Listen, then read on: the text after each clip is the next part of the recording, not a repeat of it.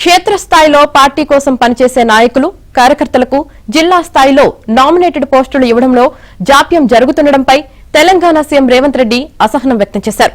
ప్రభుత్వం ఏర్పాటై 18 నెలలు గడిచినా జిల్లా స్థాయిలోని నామినేటెడ్ పోస్టులను ఎందుకు భర్తీ చేయడం లేదని జిల్లాల ఇన్ఛార్జ్ మంత్రులను ప్రశ్నించారు.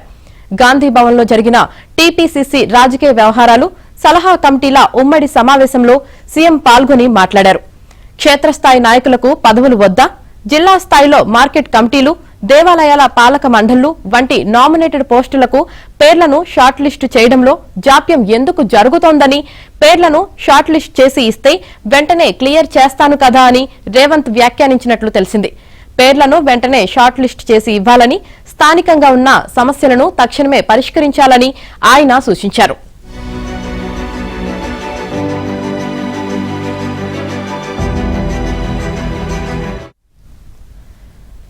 సోమవారం కొందరు యాదవ సంఘాల నేతలు గాంధీ భవన్లోకి గొర్రెలను, మేకలను తోలుకొచ్చి నిరసన తెలపడంపై సీఎం సీరియస్ అయ్యారు. గాంధీ భవన్లోకి ఇలాంటివి ఎలా అనుమతించారు? సమస్యలుంటే టీపీసీసీ అధ్యక్షుడికో తనకో చెప్పవచ్చని, గాంధీ భవన్లో ధర్నాలు చేస్తే ఎలా అంటూ అసహనం వ్యక్తం చేశారు. నిరసనలకు ఒక పరిమితి ఉంటుందని, ఇలాంటి వాటిని ప్రోత్సహించవద్దని అన్నారు. క్రమశిక్షణ చర్యలు తీసుకుంటారన్న భయం ఉండాలన్నారు.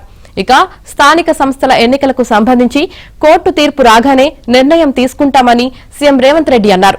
కోర్టు నుంచి సానుకూల నిర్ణయమే వస్తుందన్న ఆశాభావం వ్యక్తం చేశారు.